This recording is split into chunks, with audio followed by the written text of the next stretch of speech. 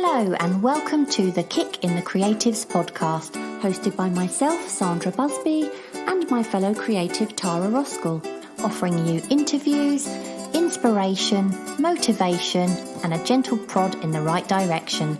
And for lots more information, challenges, and other useful tools to help you get creating, you can go to www.kickinthecreatives.com.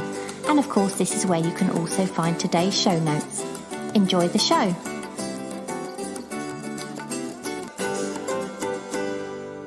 Today we are talking to Jeff Schmidt. Jeff is an illustrator, a speaker, and author of the best-selling book Heart Attack, which is all about finding hope, joy, and inspiration through recovery. As a young professional in his 40s, Jeff's life was thrown into chaos after he experienced a series of heart attacks. Today, we talk about how he used his passion for drawing, particularly urban sketching, to help him slow down and take stock. I hope you enjoy our chat. I'm really happy you joined us. And actually, you approached me, didn't you? And as soon as I saw your story, I thought, we have to have Jeff on. It's fascinating, and I was looking at your website, and I thought, wow, this guy is so good. He's so good. So I'd be interested, Jeff, in what your background is before drawing became a part of your life. Can you tell us a bit about that? Yeah, well, just in terms of my career, or well, I guess you haven't always drawn, or were you always drawing as a child? What was your chosen career, that kind of thing? Before, obviously, the thing we'll talk about a bit later on. Okay, well, the first thing to say is I grew up in Canada, and it was in the prairies, right in the center of Canada, and I think that was a really sort of formative time in my life, because it was it's in so many ways what happened as a child. I sort of left for a while, and it was only recently coming back to some of those things that I first discovered as a child that sort of have sort of transformed my now life. But as a kid, I was. I lived in the countryside, so I was quite carefree. I loved just exploring in the outdoors, and I think drawing that was always there. I never felt I was very good at drawing. I had friends that were amazing artists, but for myself, I didn't feel I was great. But it was always something I dabbled in. And then when I got into my secondary school, my high school, I had this incredibly inspiring art teacher who just sort of swooped me up into this little, a cyclone of drawing, and that suddenly became my huge focus in life. And he was particularly good at portraits, and so I felt like, when you hear about Leonardo and Michelangelo and sort of the students that sit under them and learn under them. It felt as though I was learning under a great master, and there was this really invigorating feeling on that. So it was that really sort of kickstarted art and the love of art and the love of observation, so that sort of kickstarted it, and then I grew this great love of creativity. And when I left my secondary school, I was trying to make a decision: do I pursue art, or do I do something more sensible that that you can make a good living out of? That was sort of the traditional advice. So I took the latter of the situations, and I went and studied physiotherapy. I wanted to be a physiotherapist. I loved the human body and how the human body worked, so I thought, that's great, that can sit there, and art can always sit beside all of this. It's always something I can do in my own time, and I can do for the love of it, but I'll go into physiotherapy. I did that for a couple of years, and I hated it. I worked in a little clinic, and I was getting experience, Yeah, I loved how the human body worked, but the actual work, it wasn't, in my mind, I had this sort of really dynamic environment that I'd seen on the films, and, these trainers who had got athletes back into shape, and that's not what it was. It was, sitting there with a little ultrasound machine, sort of doing that and making small chat, and it just didn't excite me. And while I was doing that, I started working at a summer camp with children, and I remember at one point waking up. I was living with my grandmother at the time. She lived in the city that I was in, and I remember bounding up the stairs and saying to her, not a day goes by that I can't wait to get into work. And then I realized, this is it. I need to work with kids. That's what I need to do. And so I took a quick shift in direction and went into education. I became a teacher, and so I started teaching physical education and art at sort of a middle school level. And I've been in education ever since. And so I'm currently a deputy head at a prep school in London. But in terms of the art, that's always sort of sat at the side. And it's, it's funny when you find yourself in a space where creativity inspires you can't shake it out. So you find ways of infiltrating that into your life. And over my career, especially having worked in just over about 20 years in London at various different schools, I've had some amazing opportunities. And so it's this creative outlet has sort of manifested itself in so many different ways. Set design, for example. My last school, we did huge summer productions, and I sort of was able to design these sets. And the head teacher there, I remember going to her at my first the summer production, and it's one of these plays that everyone gathers together at the end of the year, the whole student body, and you work on it for a good month, and it's this amazing production. I said to her, "What's the budget? What budget do I have to work with?" And she says, "Jeff, whatever you need." And that was so releasing. We spent thousands of pounds creating, but she allowed me to run free. And I remember we did this. This is when Warhorse was right at its sort of pinnacle, and I was really fascinated with the Warhorse puppets and how they worked. And so I arranged to take the children. We went there with the kids. And then that summer we were doing a production, and I thought, wouldn't it be great to have war horses in here? It was sort of it was a play set in the time of the evacuees and in the countryside. So I thought it'd be great to do this, and so we built war horses.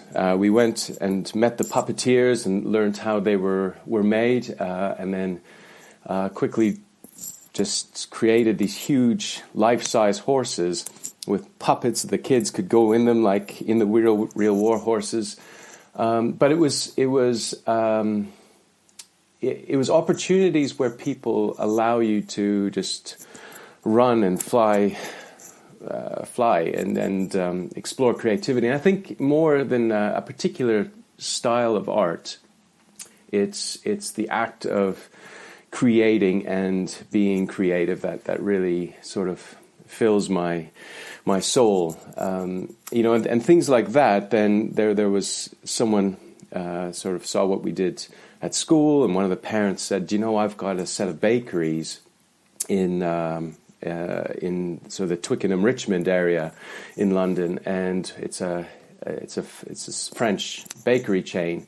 Would you be interested in doing some window design for me? And I thought, that sounds amazing.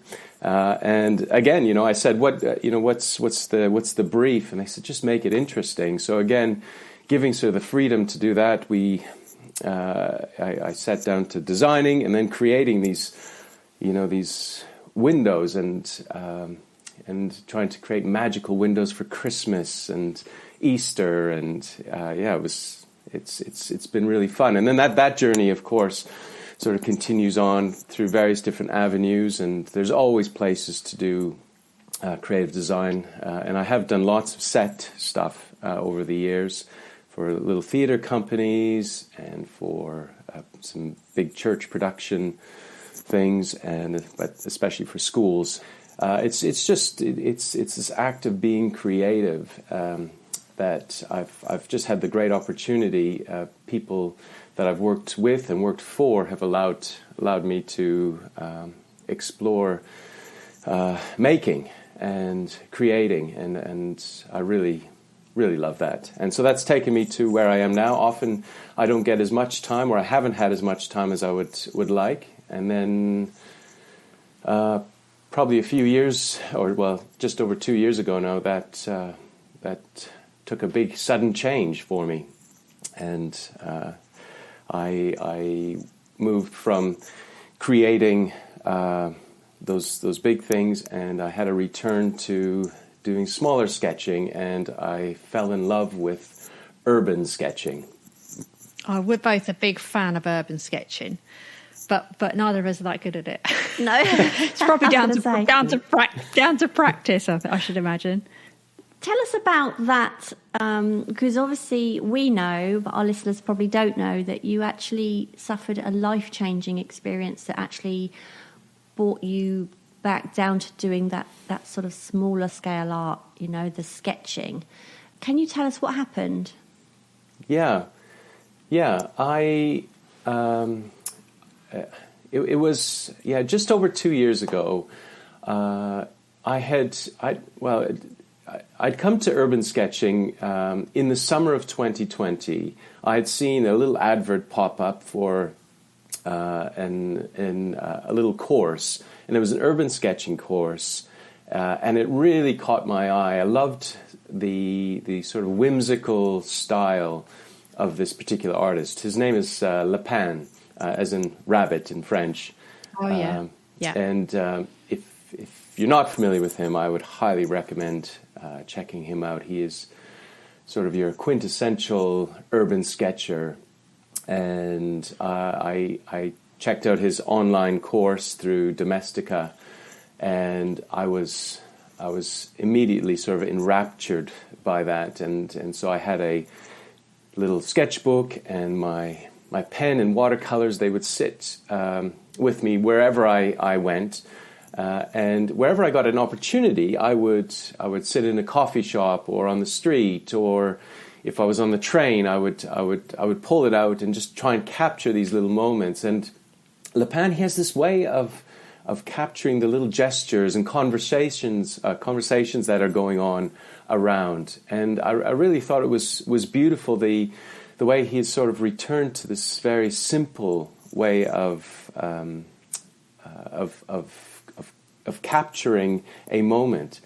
And then it was December 2020. I was at work, and I would never describe my job as a stressful job.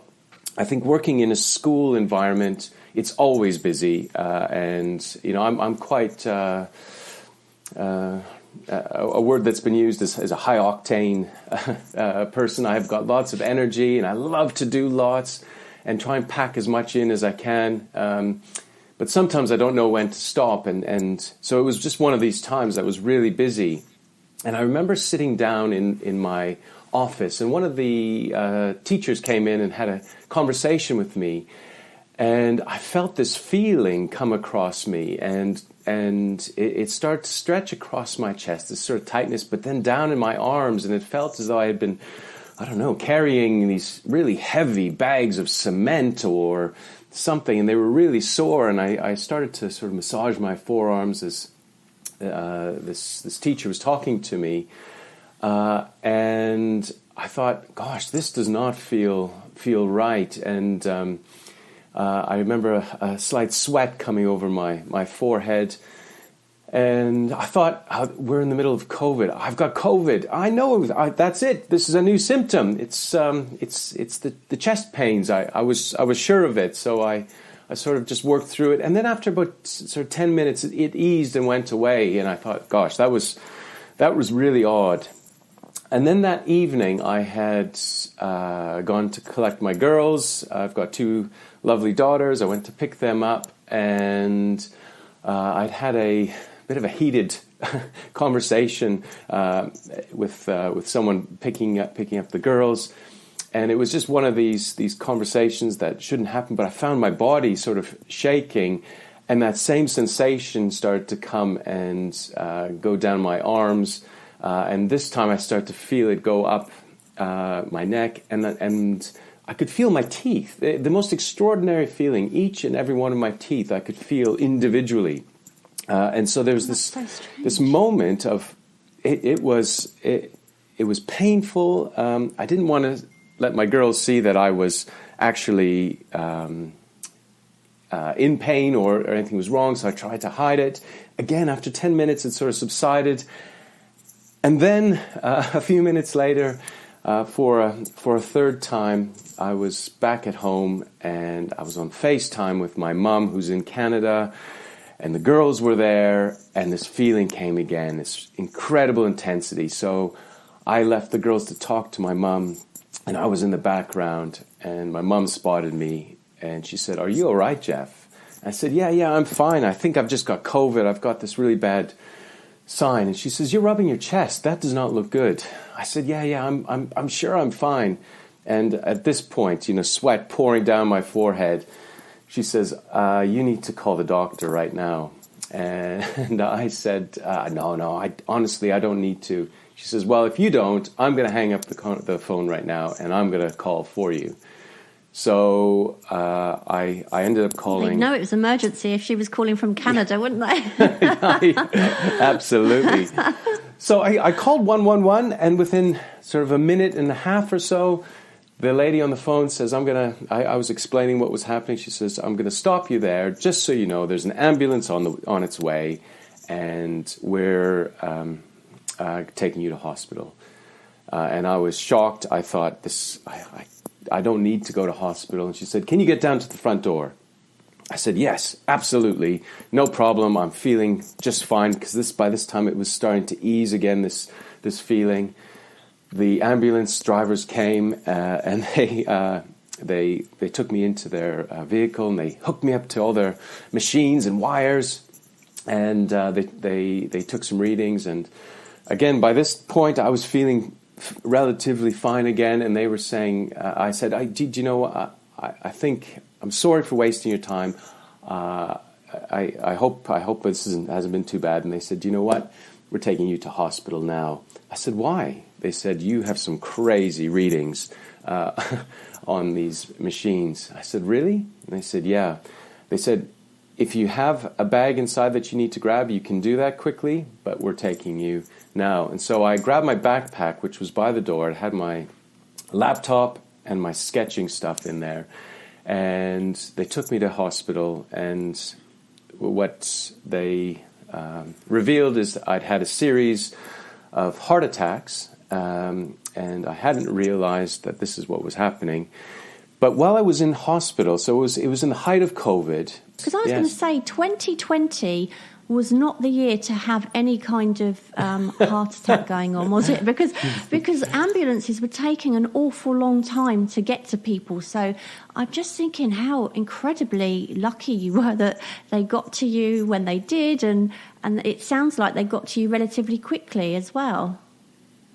Yeah, it was extraordinary, and I was really amazed at how quickly they had gotten to me, because I'd heard these stories of how long these times were taking, and because of that, I was doubly sort of anxious that I was using their valuable time to take care of me, and I had no idea I'd had a heart attack at that point. So yeah, I felt really blessed to have had that opportunity. Yeah. You must have been so shocked when they said in the hospital, you've had a heart attack, you've had some heart attacks. You know, I was at that. I remember the moment, and this is probably worth mentioning because it's a big part of my onward journey from there. When you arrive in hospital after having experienced sort of a trauma like that, and especially when it's shut down, it's a really scary space. I was there on my own, and I'm a 40, At that point, I was a 46-year-old man. I arrived there and I was scared. And I remember sitting on my gurney, clutching my backpack and just really unsure.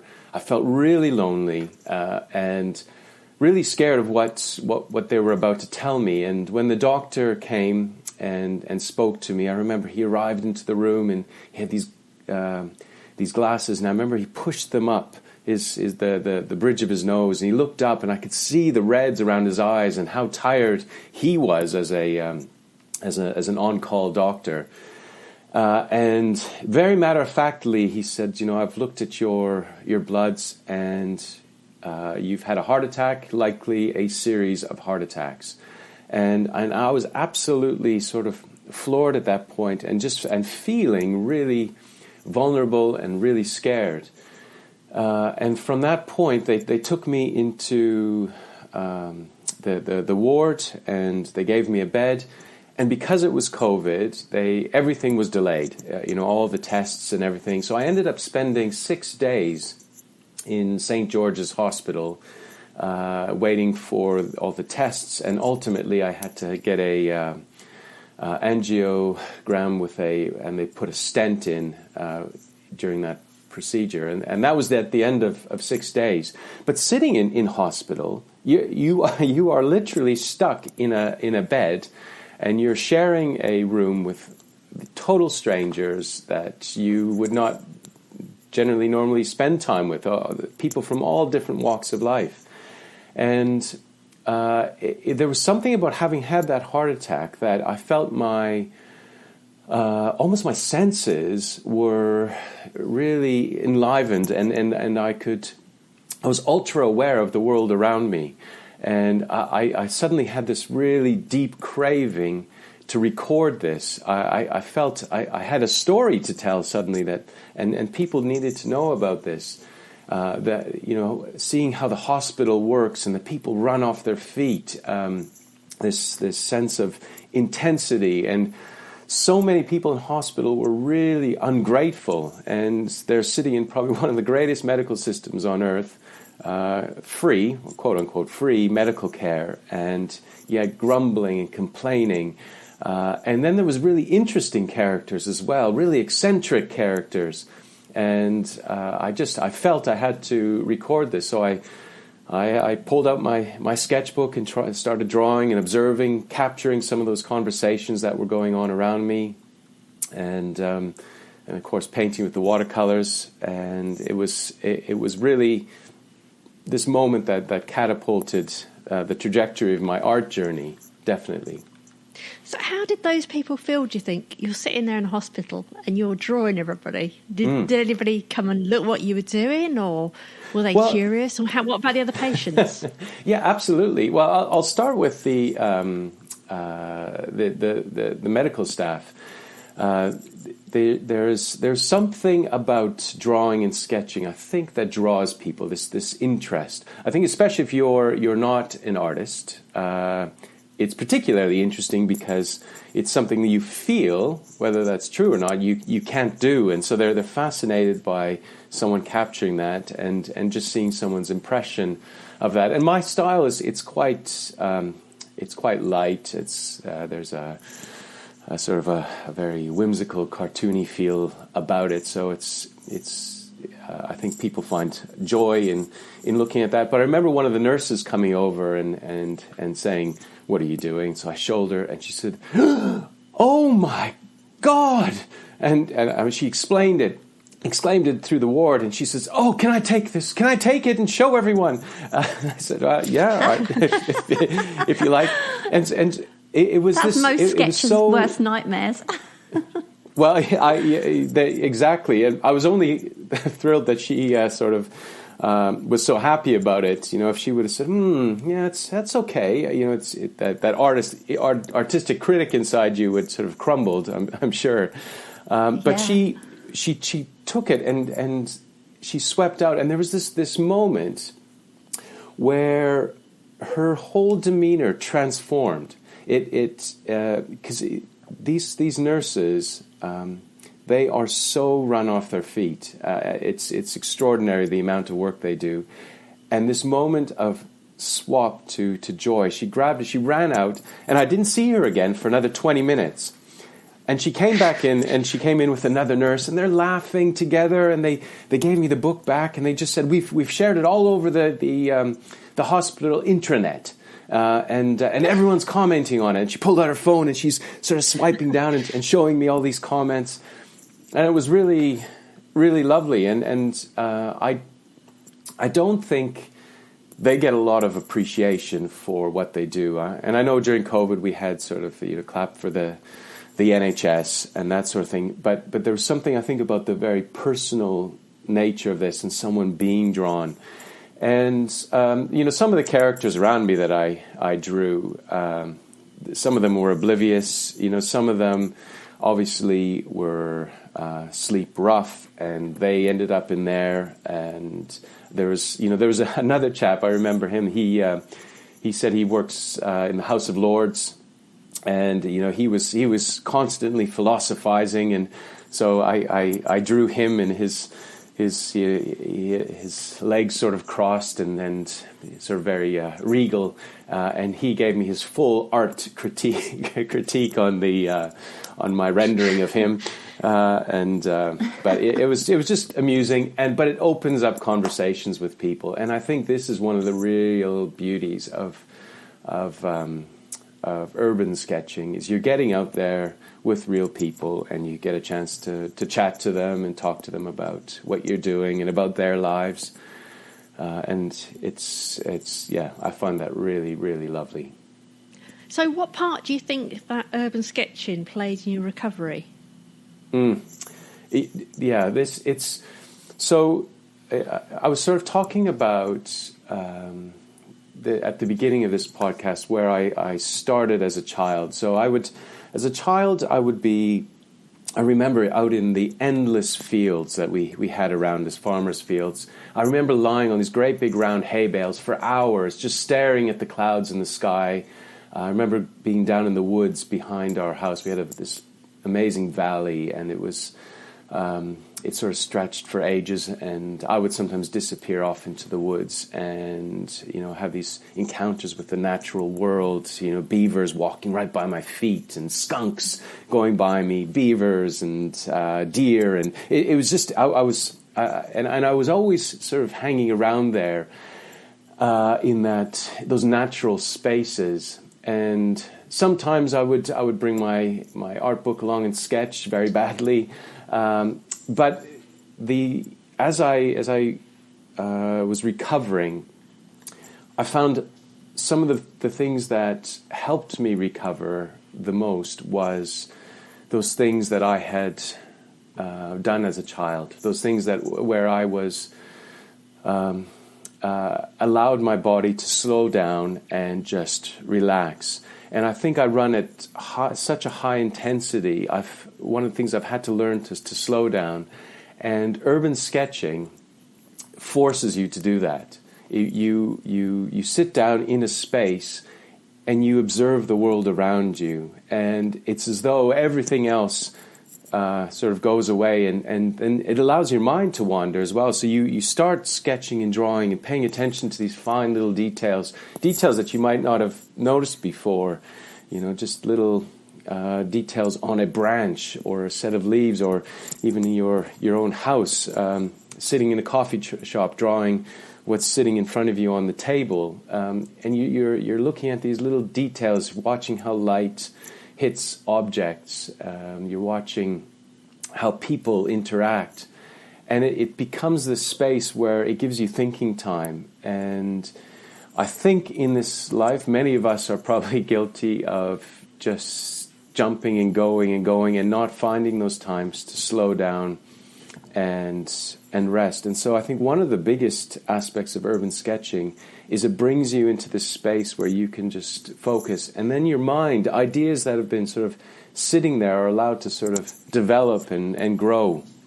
I think that has probably been one of the strongest aspects of my recovery is giving it that clear space. I heard someone at one point talking about white space, and it's that sort of blank space. As artists, we use around our work, or designers will use to create, so that you cut down on the busyness. But I think we need the same thing for our brains. We need that white space where everything can sort of shut down and you can sort of focus on a particular idea. Yeah, I think as well, especially, I guess, since you've had a heart attack, and I'm guessing that stress and stressful environments can be partly responsible, as well as obviously physical things.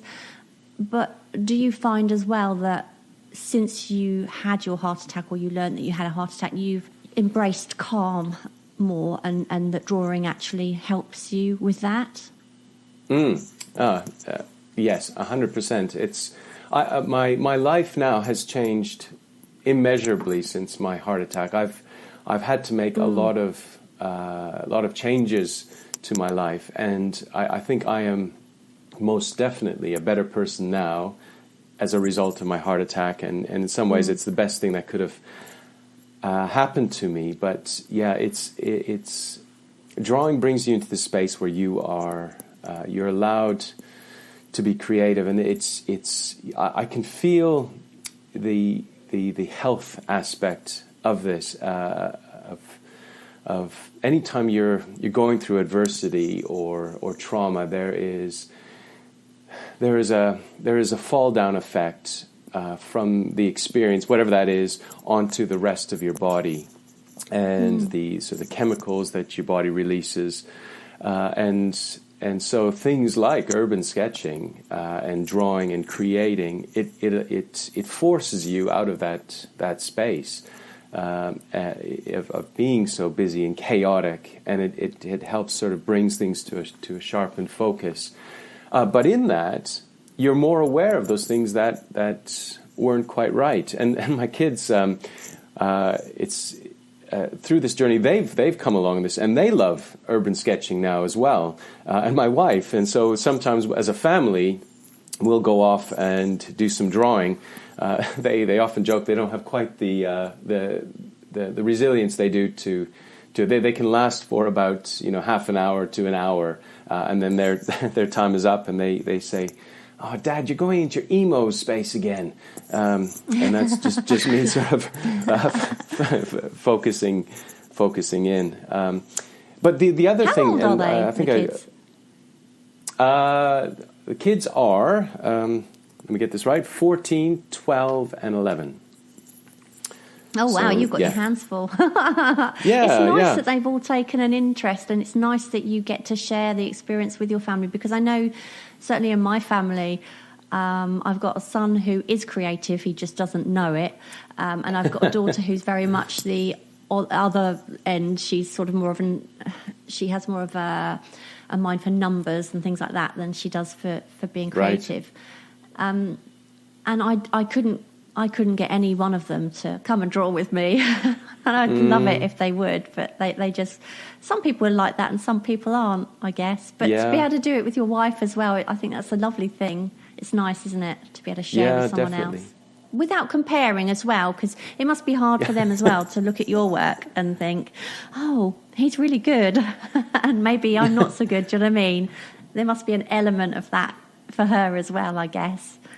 Well, she is actually a textiles designer, so she Right. has drawn, and she is very good. But I think in terms of sort of casual sketching, she hasn't done much of that sort of thing. So she sketches all the time to create a new basket, okay. or a new bed linen design or something like that. But it's a very different thing, and I think she would say that she often feels that her stuff isn't good enough, and this is where it's about trying to get beyond that in some way, and one of the things that I've with the kids, one of the great little exercises, and you may have done something similar to this, and I did this once. This was years ago. I've got a friend, really good friend, who's an architect. And I remember him and I, we sat together one evening, and he did there was a paper on the table, and he did a little doodle of something, and then I sort of pulled the paper away from him at one point, and I added a little character hanging off the end of this I think it was a cannon he had drawn, and then he took it back and he added, and we spent the evening, we were just chatting, talking back and forth, but we were pulling this paper back and forth and adding. By the end of it, the evening, we had this amazing drawing where we had both contributed to this end piece of art, and it was this amazing little exercise. But there's something about the collaboration aspect of art when you do that judging becomes a lot less, because you're both part of a process. So it's things like that I've done with the kids a lot, and stuff like where we will all just draw with our left hand, or do blind drawings that it doesn't feel as significant, or if you're particularly gifted at something, it doesn't shine that much, and it makes it much more accessible. And it's in those moments, if you can create a safe space to be creating, I think that's where, for other people, they're much more likely to take that on and to leap in and give it a go. I noticed earlier you mentioned when the ambulance arrived that you grabbed your laptop bag and in it was your sketchbook and your pencils. So can you tell us about your habits on a daily basis? Do you draw every day? And how long do you think it sort of takes to get to the level you're at from somebody, say, who's listening, who wants to start and they don't have any experience? Yeah, that's a really, really great question. I don't know that you feel that you've ever arrived, and I think it's a dangerous space to feel that you've ever arrived, or you be at a certain level. But in terms of I love to sketch whenever I can. I would love to say I can do it daily, but the realities of life doesn't allow me to. But definitely a few times during the week, I'll find little moments, and sometimes I'm in meetings at work, and if you look at my my books where I have meetings, they're filled with sketches. So I'm constantly doodling and making notes, but definitely on the weekends when I have time to head out and do things, I'll do that. When I was commuting on the train, that was a great time. I'm driving now, and so I don't do it near as much as I would like. But it's this idea of the urban sketchers sort of groups going along to those environments. I think those are really humbling places to be, especially when you have large groups of people showing up for these sketch throwdowns. There's such a huge variety, and one of my favorite bits is at the end when everyone comes down and all the sketchbooks get thrown down on the ground, and you've got the sort of crowds walking around and examining. And there's so many different styles. I keep looking at that and thinking, wow, that's amazing. That is so effective. Oh, I should try that sometime. I love how loose that is. I love the little details. There's not much to that, but there's incredible detail. It's really powerful. And so that you just find that you have these endless ideas, and trying to get to the point where you are being inspired by what you're seeing, and take those things as sort of almost little mini challenges and little gifts of things that you can grab hold of and give it a go on your own.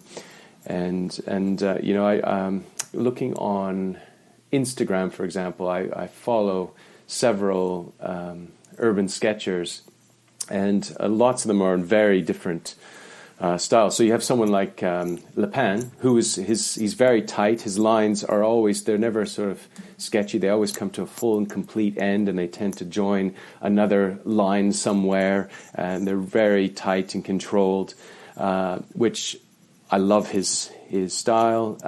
And then you've got someone like Felix Steinbruch, Brecker. I don't know how to say his last name. Yeah. That's it. Yes, and his stuff is just so loose and so wacky, and yet so powerful.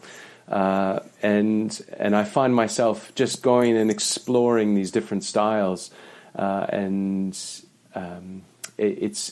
feel like at times I'm just starting out on my own journey. It's when you try someone else's style and playing around what they do, and inevitably you start to take little pieces from different people, and your style develops then along the way as well. And I think those are some of the most valuable experiences, because you're in this community of other artists that are doing and creating in different ways, and art's there to make us feel something. I believe, and I think that's when you look at other people's art, or at least when I look at other people's art, I often feel stuff. I feel what they've done. They've managed to create something, and so I feel like I'm always on this mission to try and learn how to capture moments more effectively. So, have you ever experienced artist block? I can't imagine you have. There's so much inspiration out there, but I'm really curious if you have. Yeah, I think with urban sketching, I guess in terms of urban sketching, I've only been doing it for about 2.5 years now, so it hasn't been that long. But there's never a sort of a block with that, and I think my sort of love of creativity generally, finding creative outlets to do different things. I haven't had the chance to get into an artist block. Years ago, I used to do sort of big canvases, and I loved painting with a black background, starting with the black. So I'd prime everything with black, and then play around with light effects, sort of on a more impressionistic style, just getting light. And I had done several canvases, but I remember at that point coming to a point where I couldn't find the right subject to paint that would bring what was going on in my head to life. And I had tried various different things. I tried capturing sort of light coming through the trees and just picking out the blades of grass in a meadow, and the light sort of dappled leaves on the edge of a forest, and just see if I could very subtly pull those out. And I just remember being really frustrated that I couldn't make it pop the way it was happening in my head.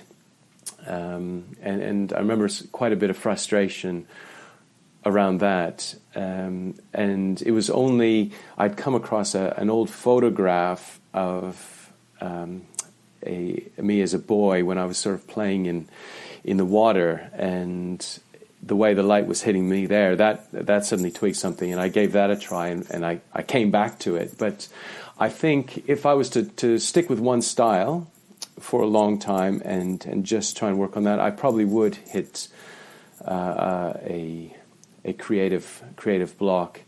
But I just love branching out into different opportunities, and even with having now gone through this recovery process. So with the heart attack, I documented the trauma aspect, and I've divided my book up into 3 sections, which is the trauma.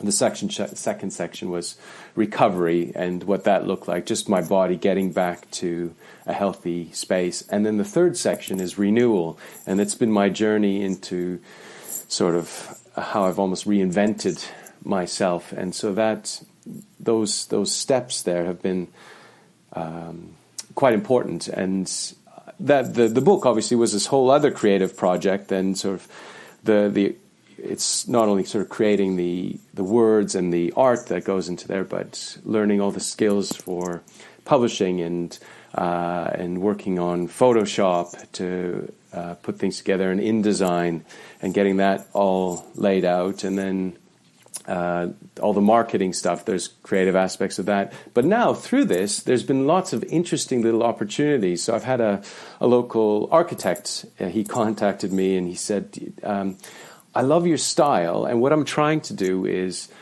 I'll often have clients, I'll show them the plans for something, and they just really can't envision what this house will look like when it's finished. And I could give them a CAD drawing, but it feels too formal, too stiff.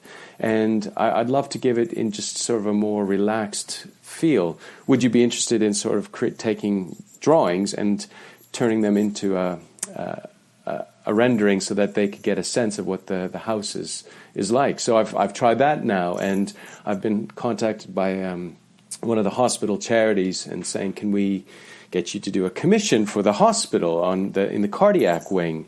And so these other little opportunities are coming. And so what people will often say to me through this journey, so what's your plan with the book? And are you writing another one now? And my wife has said, just allow things to take their natural course and things will become evident. And so I've sort of trusted her with that. And I can see that that's actually...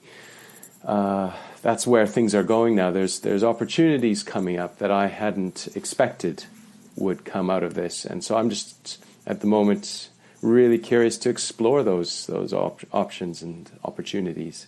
So what is the book called, and where can you get it? The book is called Heart Attack, creatively.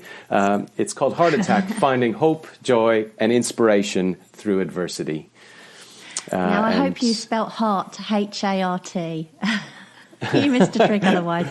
Well, it's funny you say that, because when I was when I was going to get this published in different ways, so I'd looked at sort of the traditional route and then self-publishing, and in the end I went with a bit of a hybrid publishing model. But I remember one of the conversations I had with a publisher right at the beginning of this, and I'd sent them a few mock-ups that I'd done for potential sort of cover designs, and I'd done the H-E and then the A-R-T at the end of heart. I'd done a different color to sort of make the art part pop out of that, and he was talking about how he really loved that and the art attack, sort of feel, and so I haven't in the end decided to go with the highlighting the art part on that, other than there's art on the cover of that. But yeah, it was something I toyed with. And haven't you got an online course as well? Well, not yet, but I'm developing that at the moment. So going back to when I was in hospital, that sense of isolation, fear, and loneliness. You have no idea what your future is going to be at that point. And I mean, at one point I thought, do I need to get back to my will and write my will out? Is this the end of my days? Am I going to be an invalid for the rest of my life? I had no idea. And life really felt very hopeless. And so this book is really meant to reach out to people who are going through that space and feeling a sense of trauma and adversity. And although it's called Heart Attack, it's so much of it it looks at the feedback that I've had from people has said this is a book for anyone going through something difficult. There's so much, so many great ideas and so much hope that comes out of this that, and I find people are savoring that.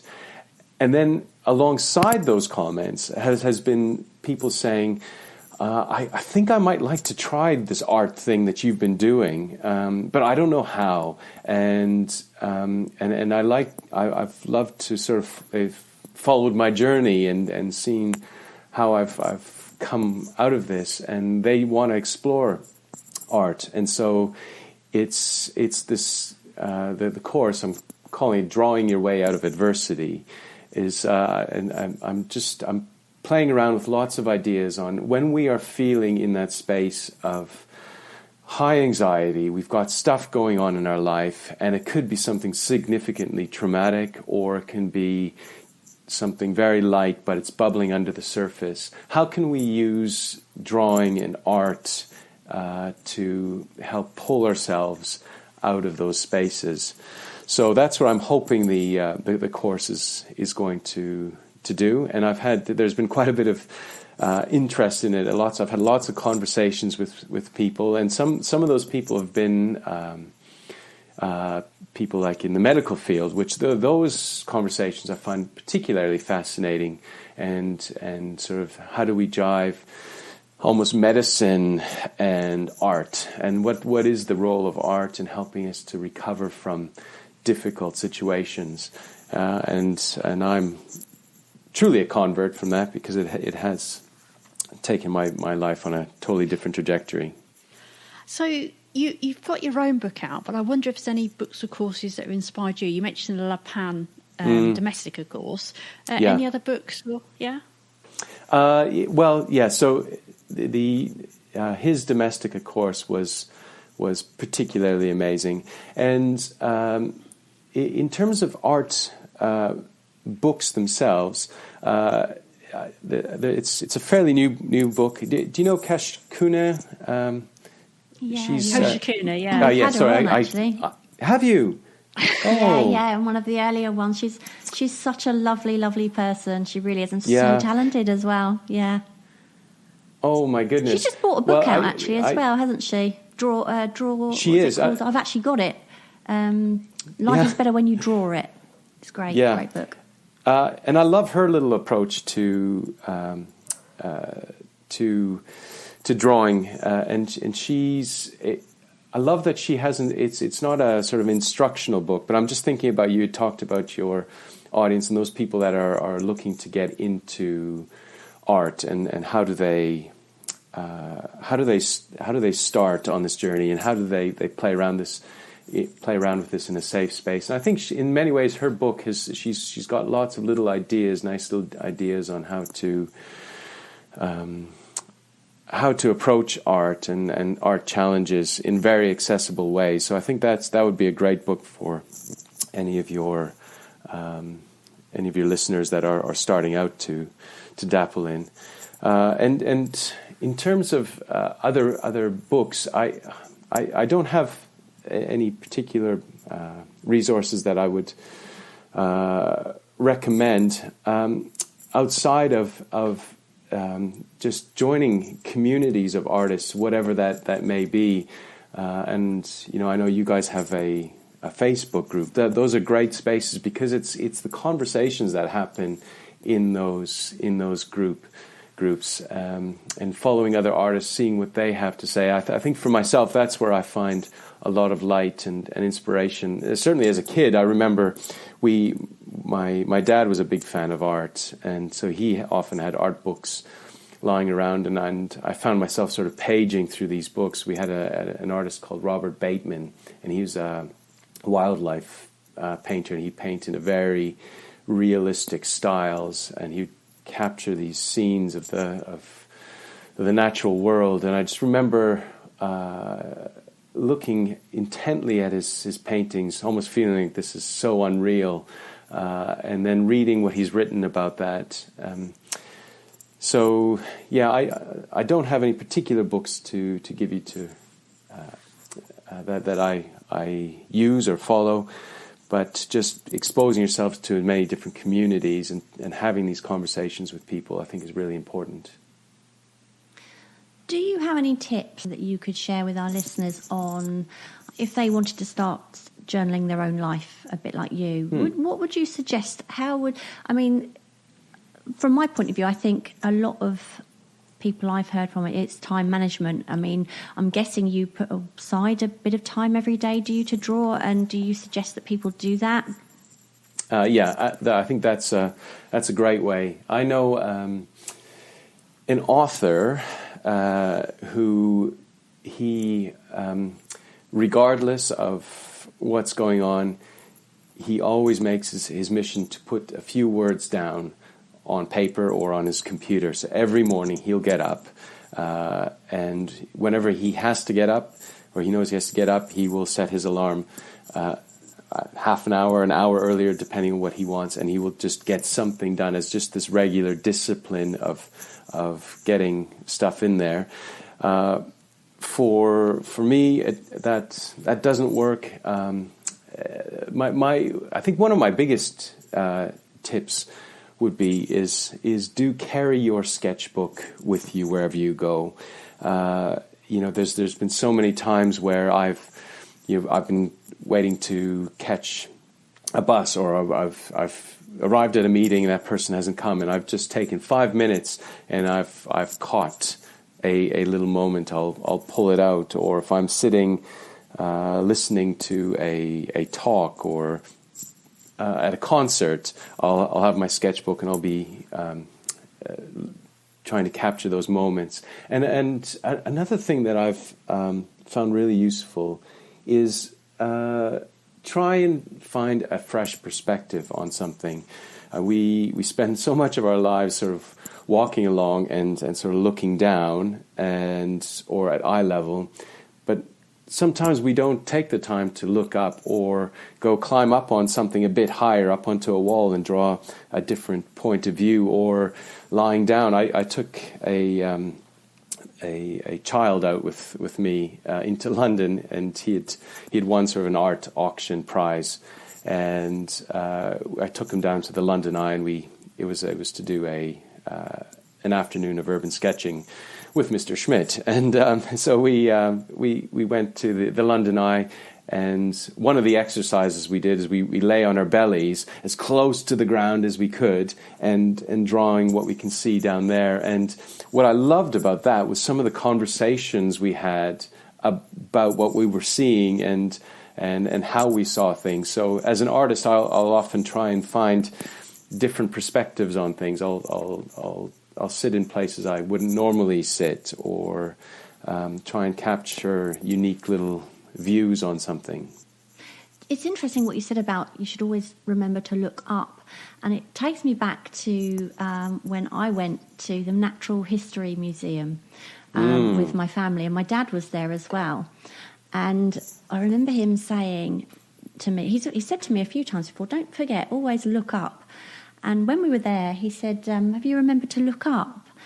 And I looked up, and the ceiling was absolutely, it was like one massive work of art. It was beautiful and so intricate. And he said that he'd actually spoken to a member of staff, and that staff member had said to him, 95% of visitors to the Natural History Museum will miss the biggest work of art in the whole museum because they don't look up.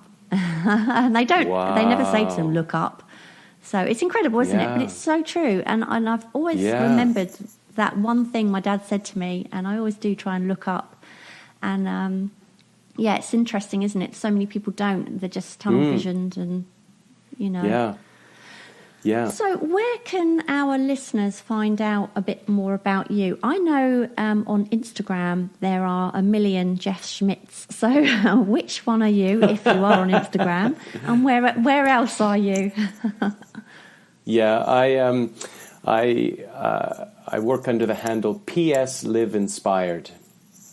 So it's PS Live Inspired, and that's also where they can find me.